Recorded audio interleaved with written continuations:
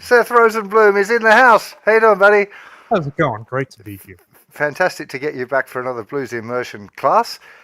Seth's a bit of a veteran of this. He's done a few, and I absolutely love his approach to teaching string bending and talking about the various techniques involved with that. So the plan is that we're going to spend a bit of chunk of time looking at string bending, a little bit of a look at vibrato, then talking a little bit about building vocabulary as well. All really super important things for the development of your blues.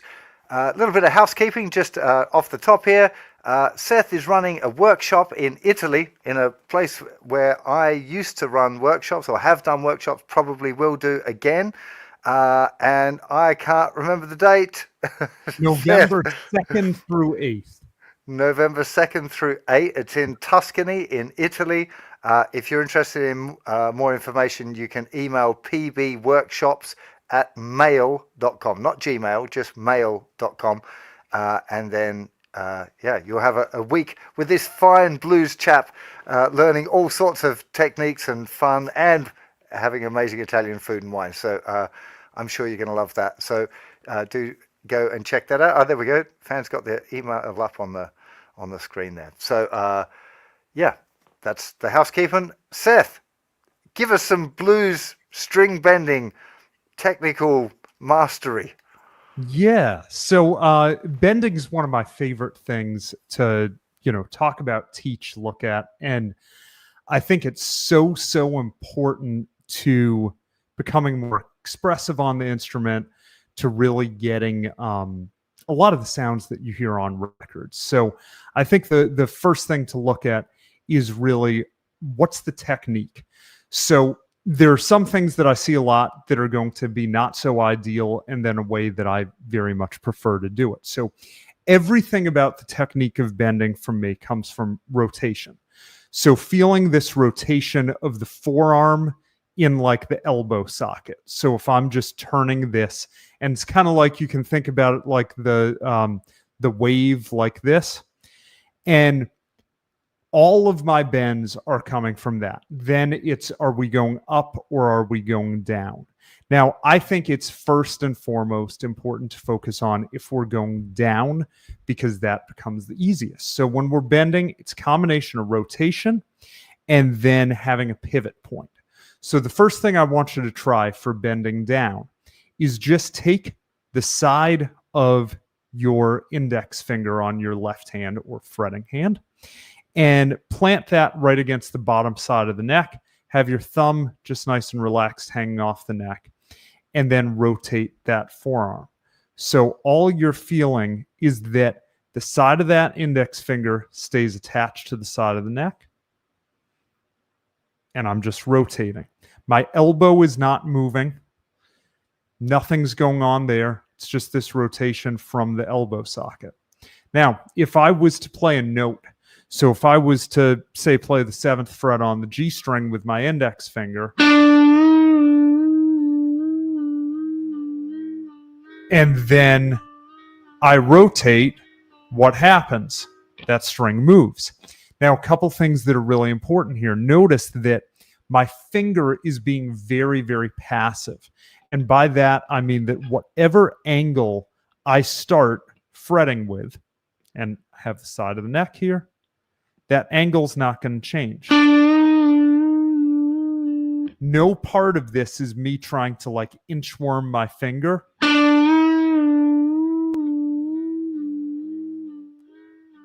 It's just turning that forearm. And we realize that anytime we're going down, and by the way, this is true for bending and vibrato, my pivot point is just that side of the neck. My thumb can be very, very passive a lot of the time. It's just providing control.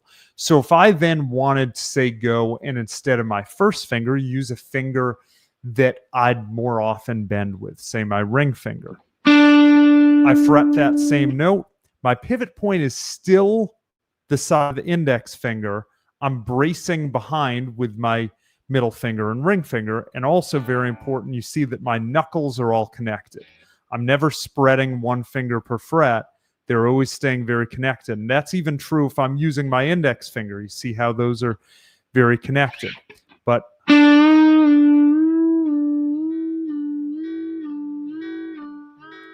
all I'm doing is just turning there. And at that point, I can really get that string to move. Now, if I want to have the thumb on, my thumb pressure for those downward ones is really, really light. Pretty much all of my pressure is coming right there. Now, if I want to bend going up towards the ceiling, which I have to do if I'm on the E string, the B string, this changes, because if I try to just attach this and then rotate, first of all, I don't have much room and I don't have much strength.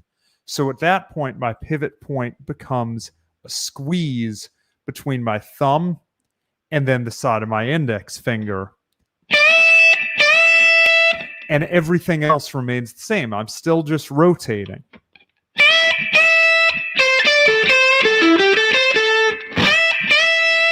And you can see what ends up happening. I think about it as my thumb activating, is as I bend,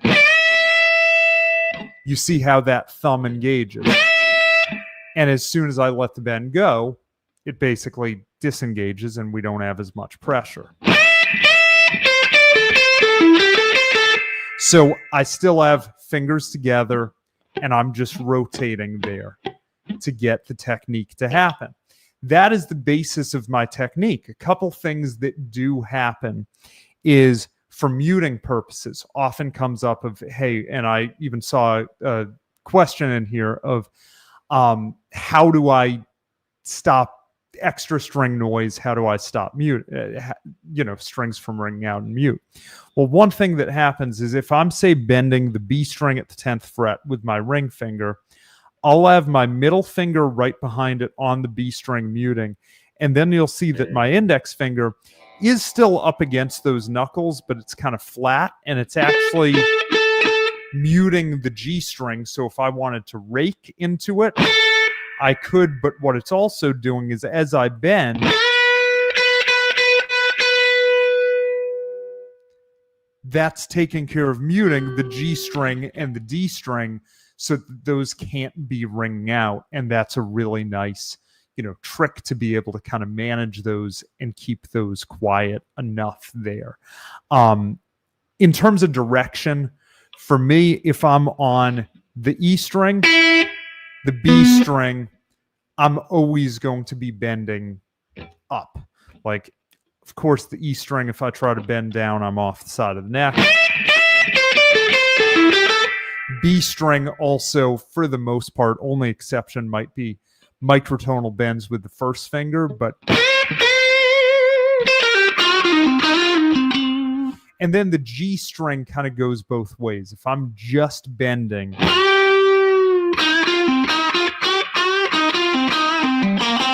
I might go down, but so many of the bends I'm doing on the G string then go to a note on the B where I kind of have to bend up. For example,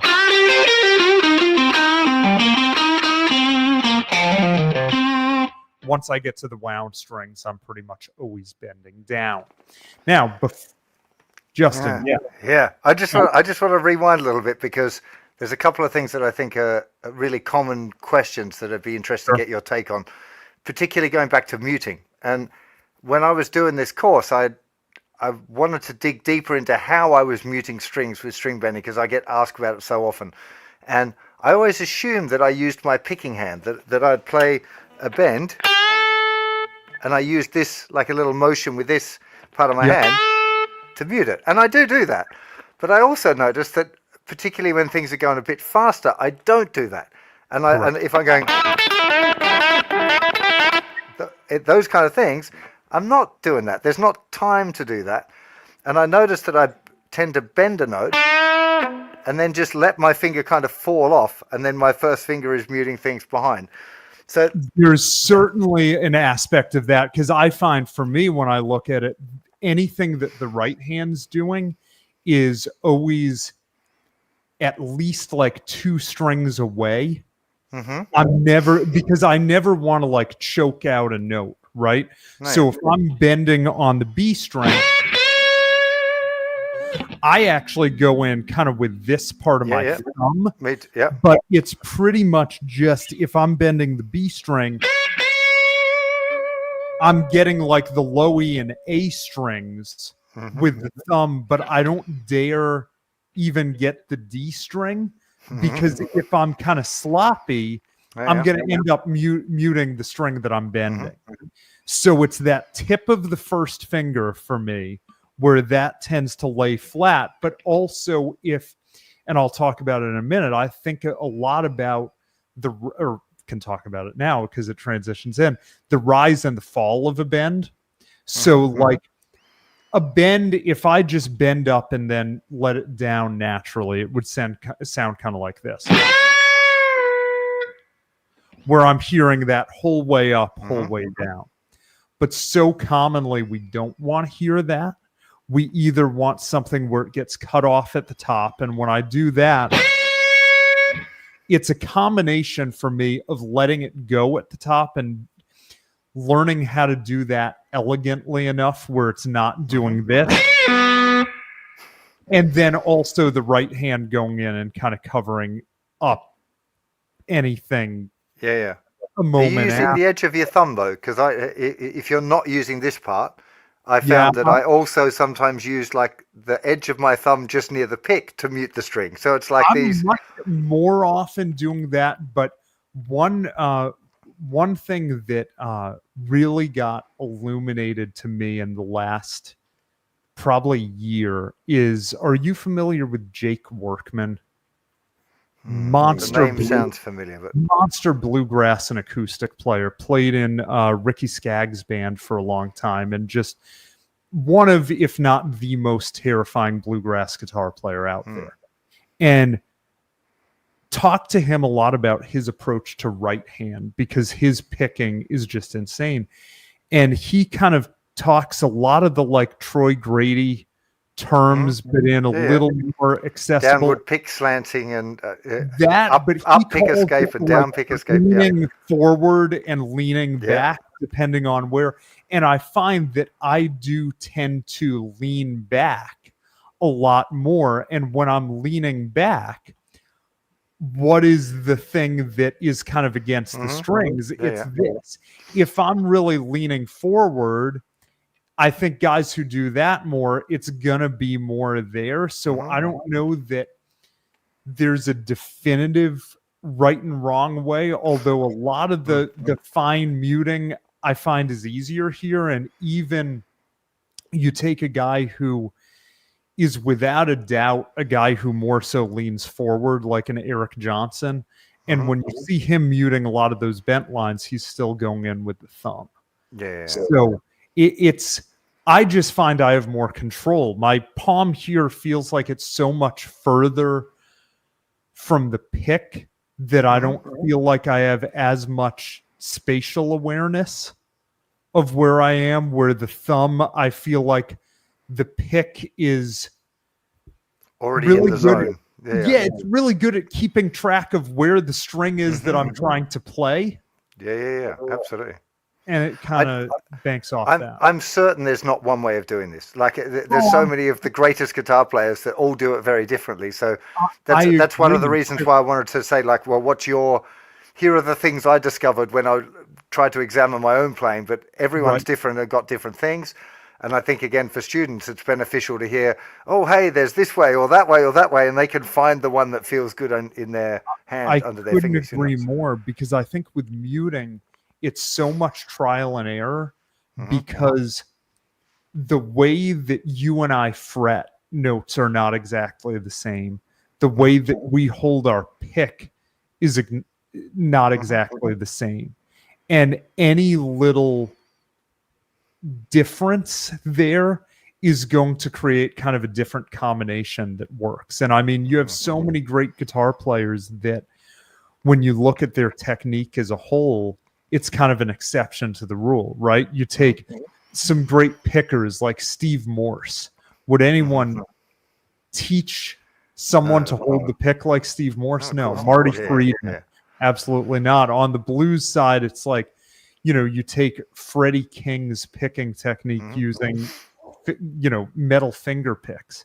gets certain sound, but that's going to have to be a totally different way of muting than someone who's using a flat pick, just with what kind of flesh you have available to us. I mean, for me, like when I play a lot of more sensitive lines, like if I'm playing a slow blues and getting really delicate and say rolling down, I very often go to the fingers to play because of the muting. Because if I try to do this really kind of quiet and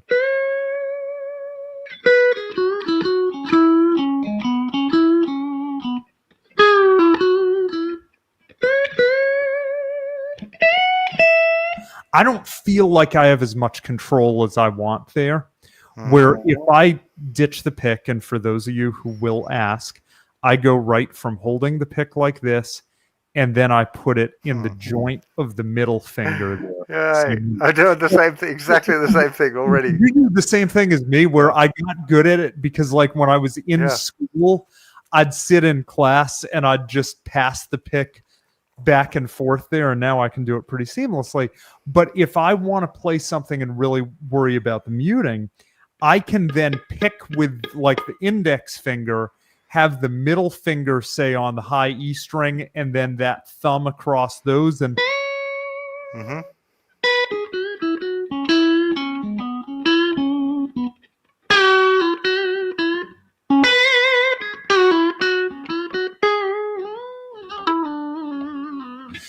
at that point, it's like there's no chance of anything ringing out because every string is covered by a finger. Absolutely. I must admit, I play more with my fingers now than I do with a pick. I think generally because I've started to appreciate the feeling of the strings under my fingers as well. Like there seems to be a greater degree of control or something. It's not even just control. No, I agree. There's something about it that I never used to like it, but it's growing on me more. Yeah. There's more dynamic range, right? Yeah. Because like if I go and snap, well, the snap, and then on the other side. So if I put the guitar volume at 8 and play, let's say, just a minor pentatonic scale, ascending and descending with the pick, I'm going to do it first as quiet as I possibly can.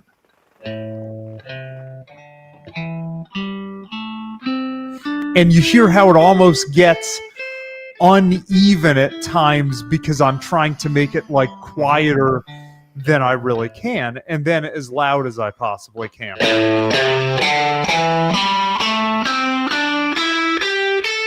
That's enough of that. But if I use fingers, it's like I can get much quieter and even more aggressive, like on the quiet side.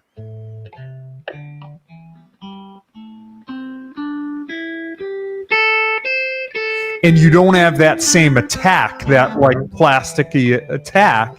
And then, if I want to basically pop the string, I can do that. So, yeah. That's cool. Okay, I've got one more on muting still, just to deep dive on it a little bit. I never had this problem, but I see students doing it and asking about it regularly. Sometimes when you bend a string, for some reason, some of the other strings can get caught underneath your finger and ring out as well. And the question is often, are the strings going over your fingernail, or are they going under your finger, or are they pressed up on the end? And for me, they're always pressed up on the end, just naturally. Exactly. So and I can't figure out how, I can't make myself, like if I really try to go. So I can tell you what it is. Because I've thought a lot about this, and I can tell you what it is. So first of all, there are the two sides of it, right? There's the riding up on the fingernail. Now, occasionally on a guitar that's had stupidly high action, I've had that happen. Yeah. And what it is generally, if it's not that, is if you're too much either up on the tip of the finger, because if you're too much on the tip of the finger, when I bend, like right there, I don't know if you can see in the camera, the G string's riding up the fingernail. because the only place for it to go, if I bend and I'm too much on the tip, this also is somewhat caused by that inchworming technique, yeah, not okay. by the rotating. But even if I rotate and I'm too much on the tip, those strings just start riding up. Can also happen if your fingernails are too long. I keep my fingernails very, very short. And then the opposite, where they tend to all get caught under the finger, that I see happen most often when someone's too flat and too much kind of back on the pad of the finger. There's a happy medium, but if I'm way back on the pad, I can still kind of keep it from happening. But it's hard to do it, to deliberately do it. It's actually pretty tricky. It is. I mean, I do it sometimes on purpose for like the... Oh, yeah. That's a different... Yeah. But I have to intentionally want to grab those multiple. But my finding is usually it's a thing of finding that right spot to be fretting the note. The sweet spot, yeah. The sweet spot. Because it's, you know, I had the thing coming to guitar, playing violin growing up, where the correct spot on your finger to be pressing is much more up towards the tip on the violin than it is on the guitar, largely because of bending and vibrato. And I'm sure you've had the thing happen if you keep your nails short, of cut your nail a little too short, you bend and you start feeling that ripping away. Yeah. And it's like that happens more so if you're too much up on the tip. It happens anyways, but getting enough flesh there where, you know, I'm kind of on the pad of the finger. I'm not way down, but I'm. I find the happy medium there. You're probably the right vintage to remember this as well. That Eric Johnson Total Electric Guitar DVD. I remember I was born in '92, so I never had that.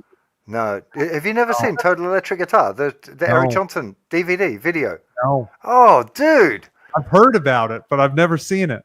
Oh, it's incredible. It's basically Eric Johnson doing his best to explain all of the things that he does technically on guitar, on electric guitar. And there was a thing that I spent years trying to figure out, which he called positive finger placement, which is basically the angle of your finger on the string should be the place where you get the best tone, basically. And it's exactly the place we're talking about. It's like not on the tip and it's not on the flat. It's in that little sweet spot in the zone. But it sounds different as well. And it took years and years of playing it and mucking around to find that actually when your fingers are at exactly that thing, maybe it's in my imagination, but I swear that it sounded better, you know. And knowing Eric just the little bit that I do, it's like there's no one out there that I've experienced who's more thoughtful about what is going into his playing and how he's getting it. I mean, I heard him talk a lot about, you know, he considers like Clapton and Hendrix two of his biggest influences, and kind of the Clapton influence. And if you want that sound, he called it kind of almost like flicking the string, but where to get that, you know, stepping out thing of if you play it and just kind of put the pick through the string, doesn't sound right. It has to be.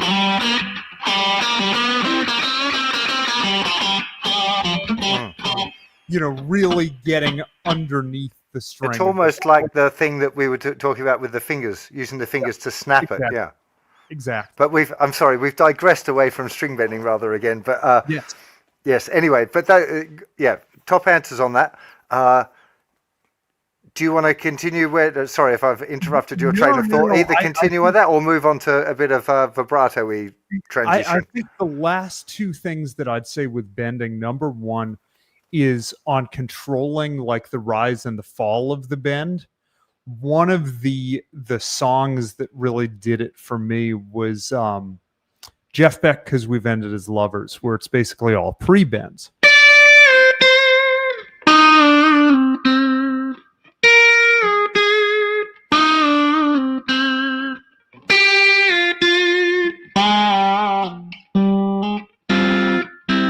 So you get used to just targeting that note. Now, it then comes down to when we think about our bending, is it using our ear to tell us when we hit it, or is it muscle memory? And I'm here to tell you it's mostly muscle memory. So the exercise that I would encourage everyone to do is, if you're working on just whole step bends, and you can apply the same exercise to half step bends, minor third bends, major third bends, whatever you want. Take the target pitch, bend up to it, then play it, and then check it again. So you're not doing this. You're doing this. And you should be taking note, did I get it right on? Is it sharp? Is it flat? And move that around the neck, because it's going to feel different each area and on each string. So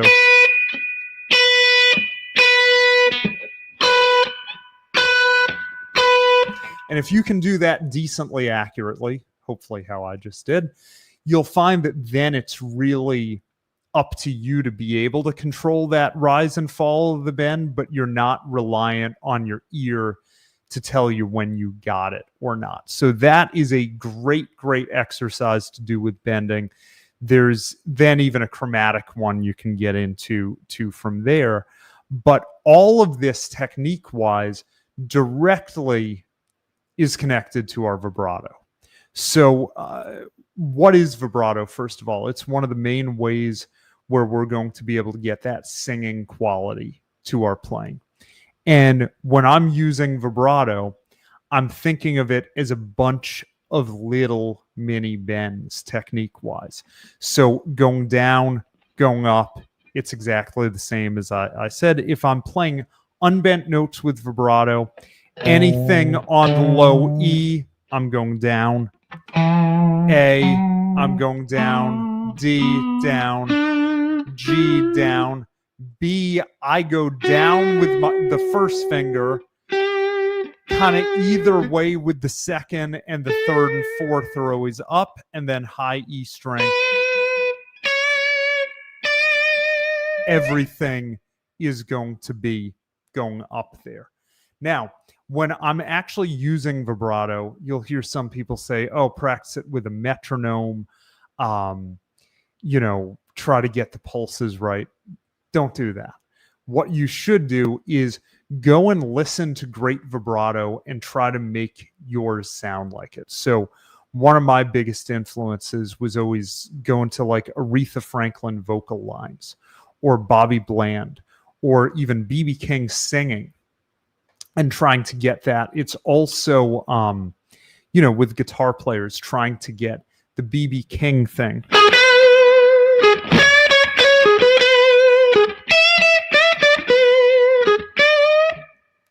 The Stevie.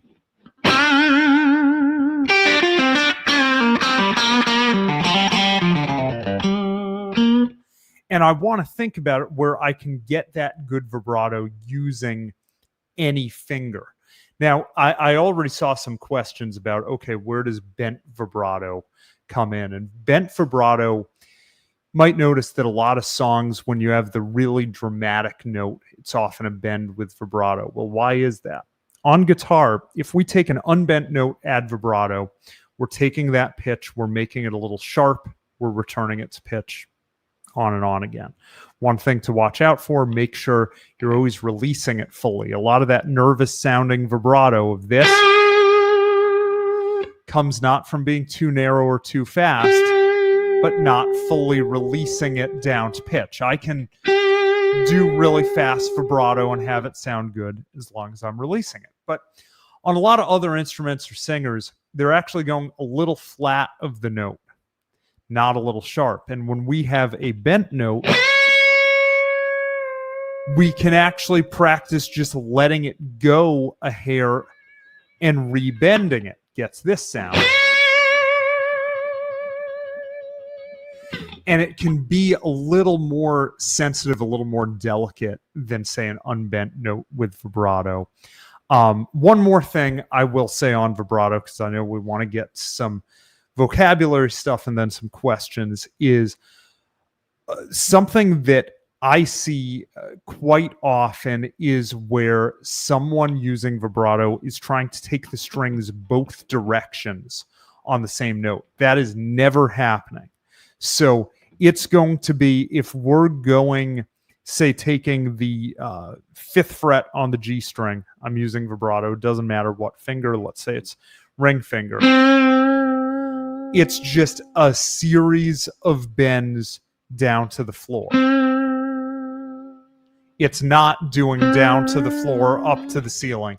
That's going to create some really weird and not good sounds comparatively. So, yeah, Justin, anything that you have to add on vibrato or questions there, and then we can get some vocabulary and phrasing stuff. No, absolutely. I've got a couple of thoughts or things specifically for the guys doing the blues immersion course. So Yeah. vibrato is something that we cover in the next unit, and what Seth's talking about is absolutely how it is, and it's a great approach and what I'd thoroughly recommend. But if you want to stick with the program, try and stick with the string bending for now and really work on that, and then save vibrato for a little later. You don't want to overpopulate an already busy practice routine. And you'll also find that if your bending technique's good, it's going to then make it very easy comparatively when you get to vibrato. Which is why we do for... Yeah. Exactly. That's why it's the bending first, get it all right, and then move it over. And the second thing is Seth's bending exercise, where you play the note you're bending to and then bend to it and then play it again, but without hearing the bend up, is a fantastic exercise. I do it myself. I still work on it, especially when changing string gauges or a new guitar or something. I need to figure out how far to bend it and try and program it in. If you're new to it, if you're new to string bending, I'd suggest probably starting by playing it so you can register how far up. Otherwise, you're likely to get it pretty far off pretty often. So I'd say that this exercise that Seth's talking about is a fantastic one, really good, but not the first one to do. If you're confident with bending, definitely go for it. But I don't think it's probably the best first one. It's one, once you have a decent amount of accuracy, that I think makes a lot of sense, because it is, I think it is a challenge sometimes. If we've all heard a really good, say, intermediate level player where their bends are very one-dimensional, of only being able to bend if they're hearing that rise, and it just gets it into more of the muscle memory side of it, because the more we definitely not dissing it as an exercise. I think it's fantastic. I agree entirely, because if you don't have that general idea of how far it is, that exercise is going to leave you frustrated. It's going to be pretty tricky. Yeah, I think as well, if you only listen to it bend and stop, I think a lot of people bend it a little bit too far, because by the time they've registered, oh, it's time to stop, they've already probably gone that little bit. I agree. And generally, it's like, I always reference Elvis with this one, because he kind of made a career off it. But it's like, would we generally rather be a little bit flat or a little bit sharp? A little bit flat every time. Get away with, because you can either squeeze it that extra amount and use the vibrato to help it, or even if it's sitting a little flat, it sounds fine. If it's a little sharp, it doesn't. It's weird, isn't it? That you'd think it would be equal or whatever, but it's not. It's definitely a little bit flat can sound. In fact, I've quite often recorded, especially if I'm doubling a guitar part or doubling an acoustic, being that little bit flat gives it that little kind of chorusy thing as well. I don't know if you've ever done this, but one of the greatest nightmares that I've ever experienced on this, though, is for my last record, As the Crow Flies, did a Freddie King cover, Can't Trust Your Neighbor. Everyone should listen to the tune, whether it's my version or the Freddie King version or the Johnny Taylor version with all the weird chord changes is awesome too. But the original, the Freddie King, has strings on it. And I was like, oh, that's awesome. Very cool. And for those of you who don't know my background, my dad is a violinist, retired now, but was the concertmaster of Boston Ballet Orchestra and everything for years. So I said, hey, will you play on the record, come out of retirement and do the strings? So he got a great viola player, and all of it is basically just double violin and viola. trying to get strings to work on a blues record or rock record is a nightmare because their vibrato is going a little bit flat generally, and ours is going a little sharp. So the only way to make it work, I think they ended up tuning to either 442 or 443 while the band was tuned to 440. And then there's stuff in the mix that actually makes it work too, but it's a nightmare. Wow. If you all tune the same, it sounds like they're violently flat. That's bizarre. Never. I haven't had that experience with don't do it. Don't do strings. It's not. It's just okay. I'm going to take a couple of questions from the Blues Immersion. Fantastic. Guys that have emailed in their questions earlier.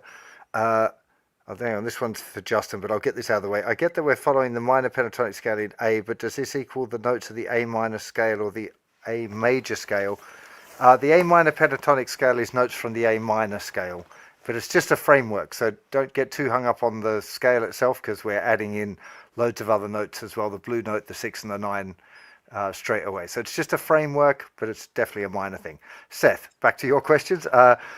Daniel, how does the groove or the tempo of a song affect your phrasing choices, specifically the rhythm of your licks and phrases?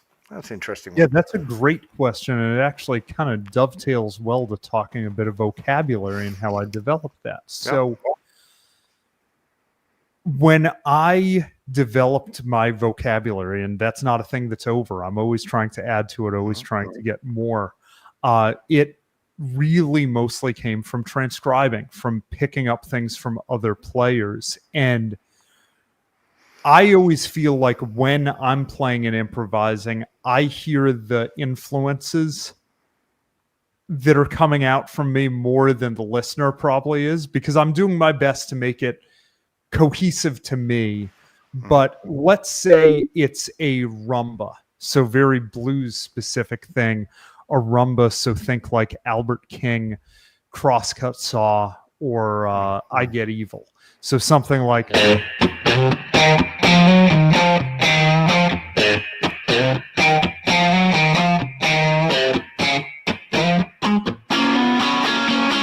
If I hear that, my mind goes instantly to Albert King.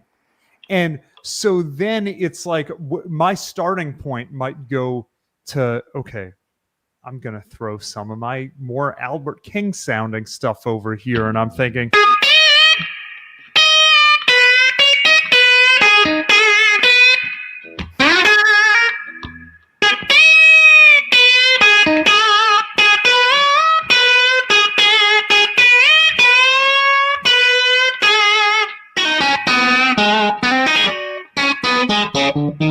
And rhythmically, because I think that's important, it's like a lot of those lines came from transcribing Albert King rumbas.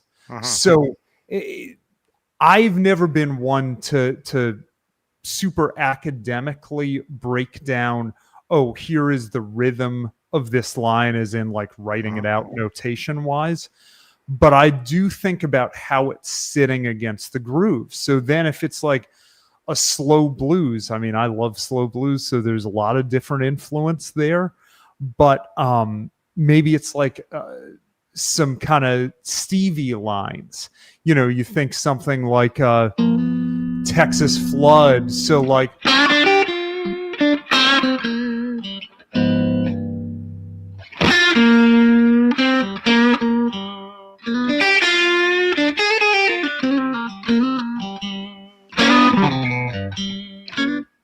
And I'm really trying to react to what's going on in the music behind me. If it was a shuffle, if I hear that kind of swing shuffle thing, my mind goes straight to kind of B.B. King live at the Regal, like Every Day I Have the Blues.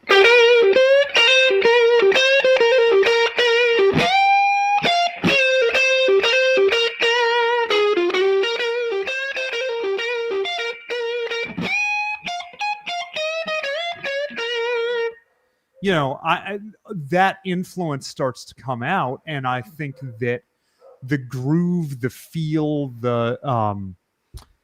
what the backing band is doing is always playing a big part in where my mind goes, licks wise, influence wise, and kind of what I'm trying to bring out. Absolutely. Do you, so 100% agree. I think that we do tend to, or I often will use perhaps the same vocabulary over different circumstances, but they Yes. do evolve, or they change. The rhythmic feel of them changes, or the way they're played, the phrasing or the dynamics, all of that stuff is adaptable. So it's not just one phrase for one style. Without a doubt. I think Yeah. for me, it's always that if I'm learning a new phrase, instantly it's easier to use it over something that is familiar to where I learned it from. But the best way of getting more out of your vocabulary or more out of your playing is not to just go try to transcribe 50 million things, because transcribing's hard, it's time consuming, and even when you do it and learn new phrases, you're not going to retain 100% of those. It tends to be like learn 3 phrases, remember 1 that you can actually use. Best way of increasing your vocabulary is how can you get more out of the stuff that you already play? So can you use it in different circumstance? Can you, for example, take something in a different position on the neck? So like, you know, there's always the thing of, can you take something an octave?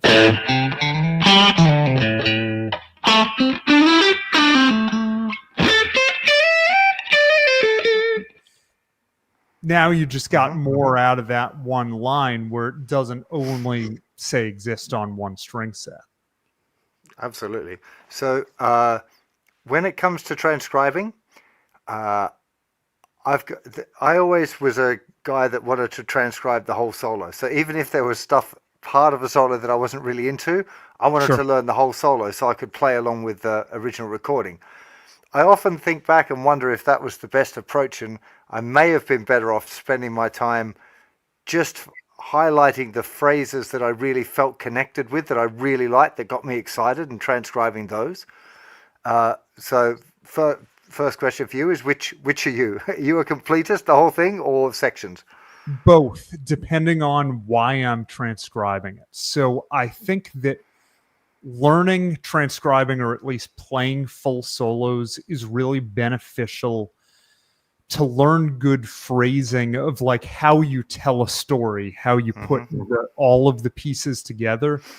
But if your intent with the transcribing is more so of like, hey, I want to add new things to my vocabulary, I think that learning single phrases that inspire you is the better way to go, because I always found when I did transcribe full solos, it was a little harder to pick individual pieces out of there after, that it existed more as a whole thing.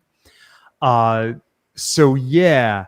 And when I transcribe single phrases, my intent always is to get as quickly from learning it to playing it over a backing track and using it.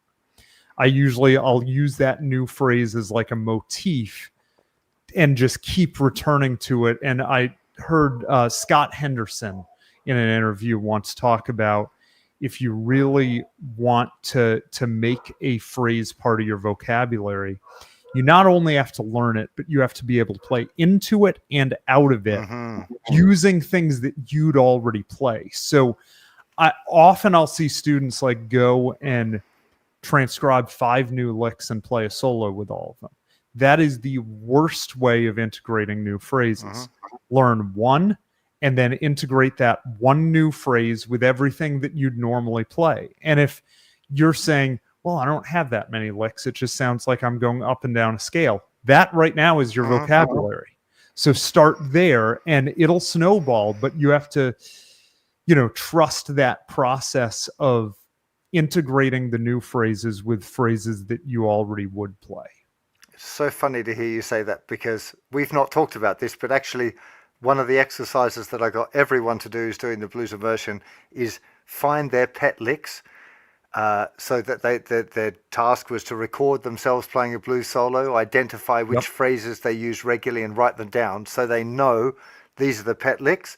And then the exercises they do are exactly what you're talking about. Learn a new lick, mix it with the vocabulary that you know, so that it becomes like you stir it into the soup, right? You don't want to chuck in all of the ingredients at once and then not mix it up, because when you take a sip of it, you're going to get all the old ones or all the new ones, and not what you're after is that blend. So yeah, super happy to hear you say that.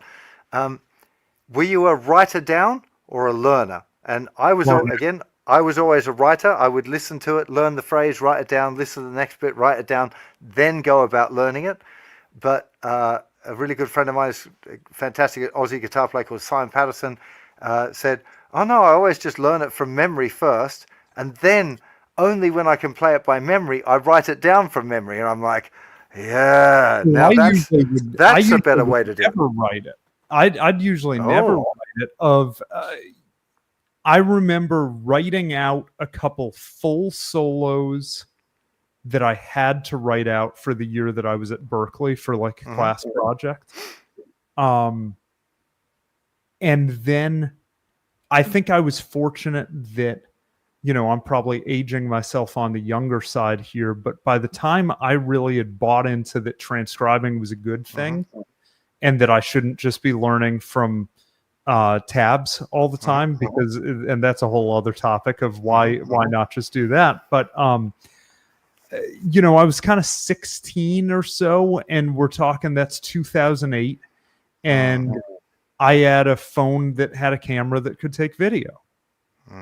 So I was much more of like, if I learned a phrase, take video of me playing it. I remember even having like a MacBook with a webcam or a, you know, whatever it may be, compiling it that way. And the only time in recent memory that I've written anything out is I did 2 of these trips down with my friends at True Fire of doing these blues song lessons where it required me to teach, perform note for note with a backing track, all the layers, these classic blues songs. And it was like 2 days to do 4 songs each trip. And I wasn't going to be able to remember which fill was when, but I had to do a sketch of it, just because it would have taken me so many hours to memorize it to the level it needed to be, to have the red light on and play it down from the top when you're doing an Albert King tune where half of the phrases are a variation of and like T-Bone Walker stuff of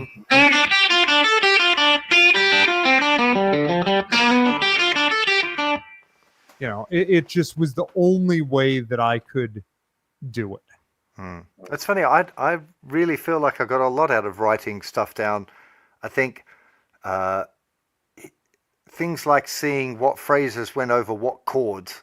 So I must admit, I most often just wrote down the tab and bar lines. So I didn't write like all of the rhythmic subdivisions, because that can get bitchy in the blues, particularly on like a slow blues by Stevie Ray Vaughan or whatever. It's like, you're going to what? You know? Floating over. Oh, yeah. Super hard.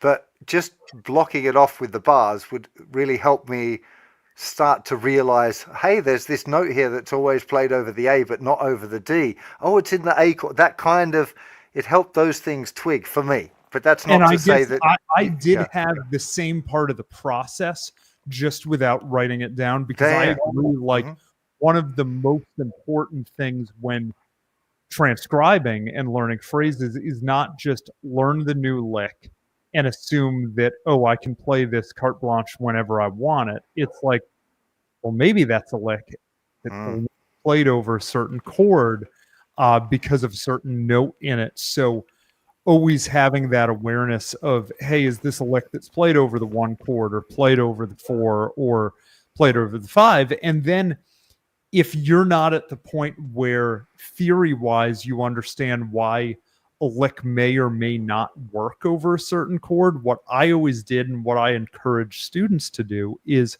take that new lick And say you know that in the original it happened over the 4 chord. Great. Try it over the 1 chord, the 4 chord, and 5 chord, and see, to your ear, does it sound equally good overall? Does it sound really bad over one of them? Well, avoid playing it over that chord. It gives you a lot of information. Yeah, top advice. Okay, we got 10 minutes left. Let's see one of the funniest hit some of these questions. What kind of chair am I sitting on in the chat here? This is, I don't even know. Looks like a gaming chair for me. Yeah, it is a gaming chair. It's from, I don't know where this person's coming from, but in the US, the office supply store Staples, I think this is their house brand. It's a gaming chair. For the amount that I sit here, it's super comfortable. And it has the guitar player arms that go up and down, so I can have them down when I'm writing emails and up when I'm playing. There you go. Okay, so guitar ones. Darren says, when I play a song with string bending, by the end of the song, my strings are out of tune.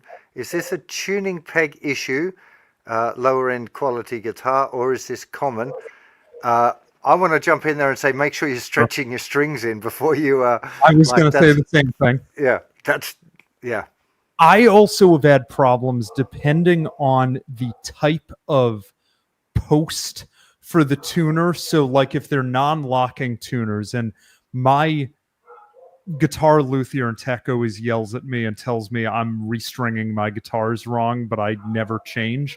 I'm the type on vintage style tuners, I cut it, I stick the end down in there, and then I just wind it up around there. His thing is, he says, if you aren't leaving enough string to wrap around, and if it's only kind of going in one direction, that it can dislodge, where he's a big fan of tying that knot at the start. I don't like that. Yeah. So that it kind of crosses over itself. I know what you mean, yeah. And you're getting the friction. And I think he is right that if you're trying to restring with as little excess string as possible, that works very well.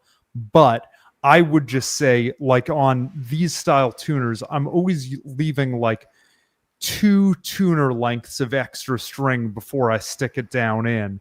Otherwise, I think you can have some issue with it unwinding as you bend.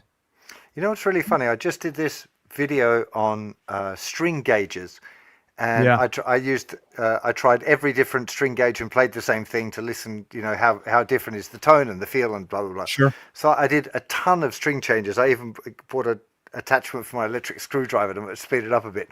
Yeah. But I'm digressing. The thing that I found really interesting was that my locking tuner guitars were less stable for the tuning for string bending and stuff than my guitars that have got what you've got. The one, this one doesn't have it. My Telecaster and a couple of the other guitars have got that.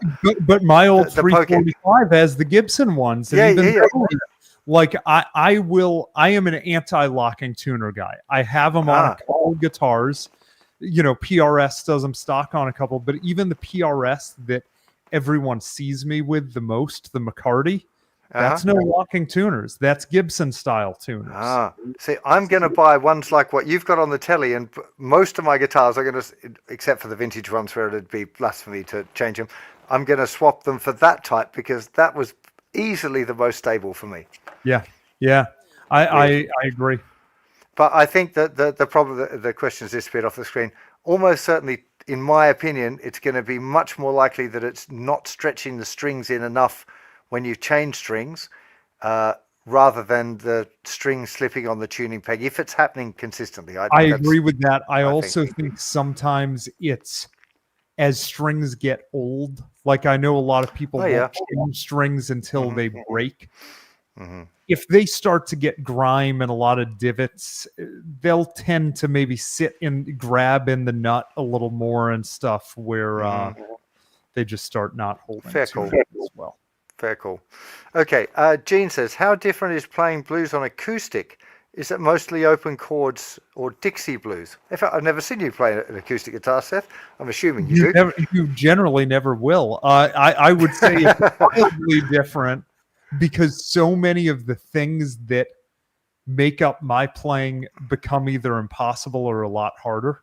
Mhm. Of you're not going to be using as many bends, vibrato, and I really look, just taking blues out of it, that acoustic guitar is a very different instrument.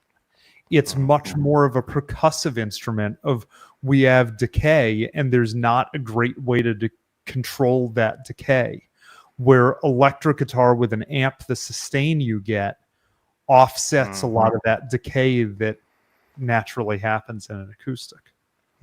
That's absolutely, yeah, I agree. They're completely different. I love acoustic guitar and I love acoustic blues, and like the I do too, just not when I playing play. yeah. Not when you do it. I like it when I hear other people do it, just not when I do it. Just not when you do it. Okay. KM says, so the correct bending technique is pushing the strings with ring and middle fingers, and the index finger is only for muting, not pushing the string. I think yes. Yeah, I'd agree with that. And, same thing of, I'll often use my pinky to bend. And it's just that first finger, when it can, it is going to be used for the muting. But an important point is it shouldn't look like this.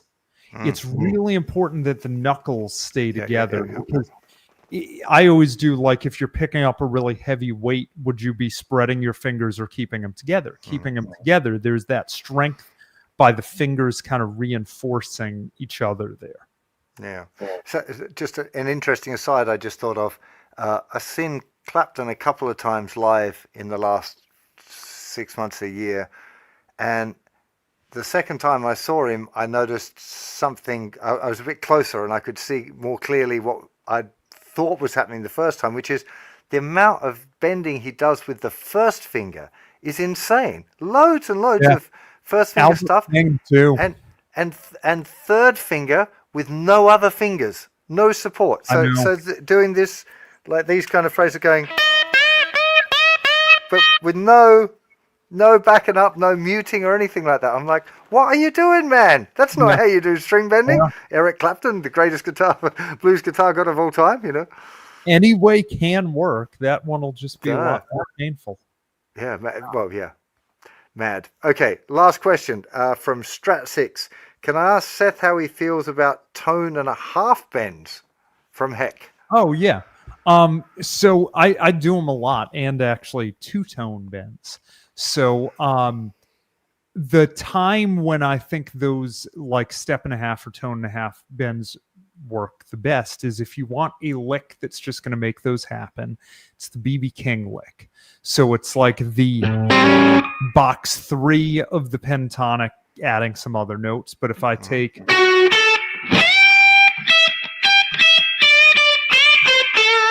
So I'm bending that E up to the G.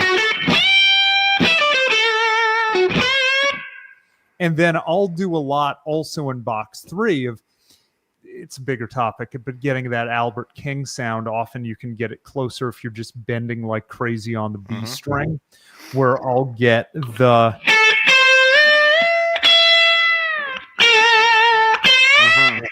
So I'm bending the C up to the E.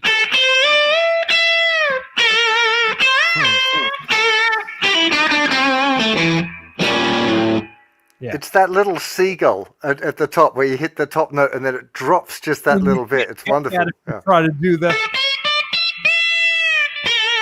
Can't get it. Like that's the Stevie way, but you need the...